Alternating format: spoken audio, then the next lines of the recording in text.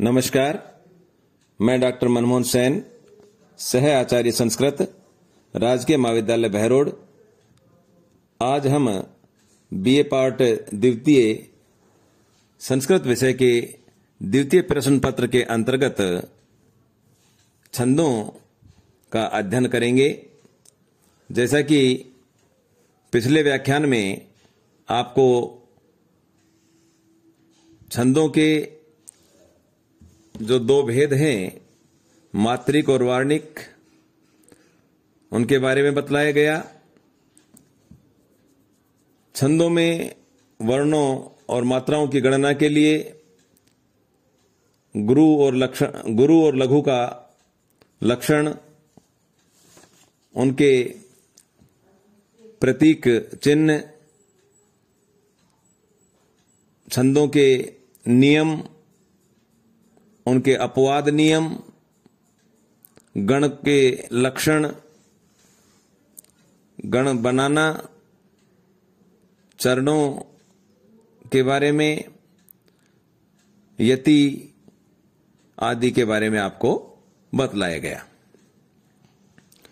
आज हम हमारे पाठ्यक्रम में निर्धारित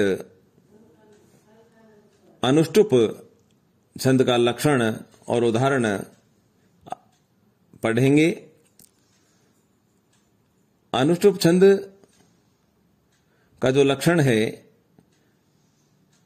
वो है श्लोके षष्ठम गुरु ज्ञेयम सर्वत्र लघु पंचमम द्विचतुः पादयो ह्रस्वम सप्तमम दीर्घम अन्यो।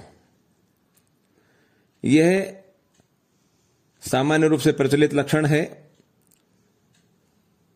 और वस्तुतः जो छंदो मंजरी, जो छंद से संबंधित ही ग्रंथ है, उसमें भी यही लक्षण है, लेकिन दूसरे रूप में है।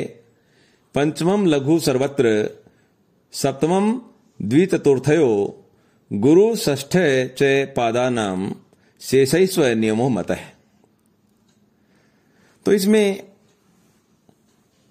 आपको लक्षण का अर्थ भी अच्छी तरह से समझ लेना चाहिए, और जैसे ही आप लक्षण का अर्थ समझेंगे तो उस छंद में किस प्रकार से अक्षर होंगे, कितने चरण होंगे और कौन सा अक्षर लघु होगा, कौन सा गुरु होगा, आदि समस्त नियमों की जानकारी होगी।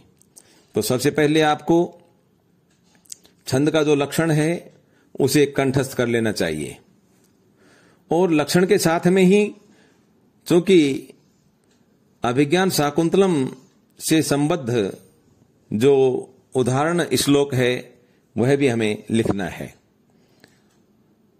प्रश्न जो लघुतरात्मक पूछे जाते हैं उसमें कोई छोटा प्रश्न भी आपसे पूछ सकते हैं, तो वह भी जब आपको लक्षण याद है तो ही आप उसका उत्तर दे पाएंगे। इस लक्षण का जो अर्थ है, श्लोके षष्ठम गुरु ज्ञेयम, श्लोक में छठा जो वर्ण है, षष्ठ जो वर्ण है, वह गुरु होता है। किस प्रकार से कि जो अनुष्टुप छंद है उस छंद के अंतर्गत 4 चरण होते हैं और प्रत्येक चरण में 8 अक्षर होते हैं। अनुष्टुप छंद का जो लक्षण है, एक बार अच्छे से याद कर लें कि 4 चरण होंगे और प्रत्येक चरण में 8 अक्षर होंगे। उन 8 अक्षरों में जो छठा जो वर्ण है, छठा जो अक्षर है, वह गुरु होता है। इन चारों ही चरणों में जो 5वां जो अक्षर है, पंचमम लघु, जो 5वां जो अक्षर है वह लघु होता है। द्विचतुष्पादयो, दूसरे और चौथे पाद में, दूसरे और चौथे चरण में सप्तमम ह्रस्वम, जो 7वां वर्ण है वह ह्रस्व होगा, लघु होगा दूसरे और चौथे चरण में। और जो पहला और जो तीसरा चरण है उनमें वह सप्तम वर्ण दीर्घ होगा। अन्य वर्णों के लिए कोई नियम नहीं है। तो मुख्य बातें इसकी अनुसूप छंद की आप अच्छी तरह से याद कर लें कि 4 चरण हैं। 4 चरणों में प्रत्येक चरण में 8 अक्षर होते हैं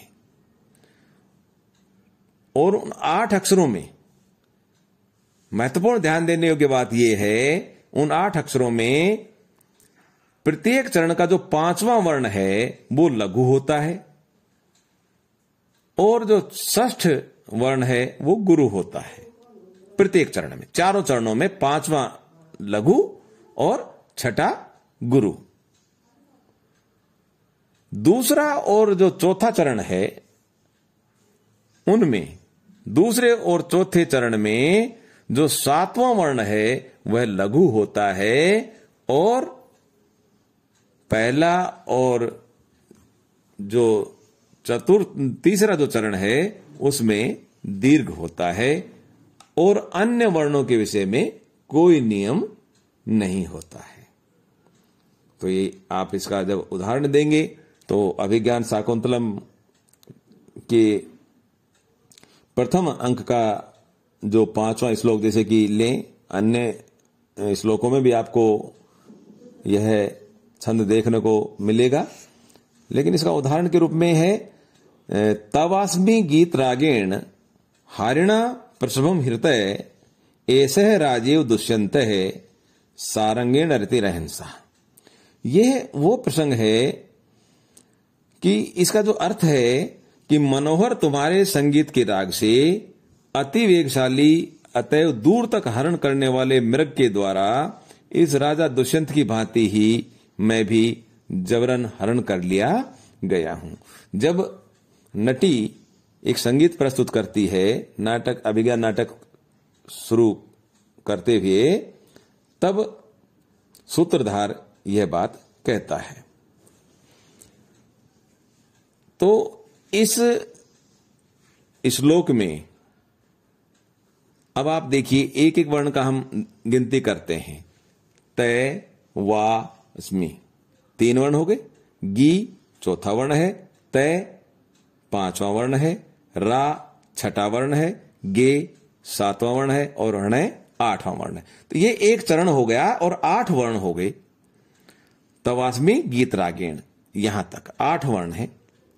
इन 8 वर्णों में जो छठा वर्ण, जो 5वां वर्ण है तय, वो लघु है, जैसा कि आपको चिन्ह बतलाया गया खड़ी पाई, और रा जो है वो दीर्घ है, गुरु है। ठीक है, 5वां लघु और छठा गुरु आप देख रहे हैं। ऐसे ही हारिणा प्रसवम हृतय, ये भी 8 वर्ण है। हारिणा 3, प्र 4, से 5, भम 6, ह्री 7 और तय 8। इसमें भी आप देखेंगे कि जो स है वो 5वां वर्ण है, लघु है, और भम चूंकि अनुस्वार युक्त है और अनुस्वार युक्त गुरु माना जाता है तो वो आपका गुरु वर्ण हो गया।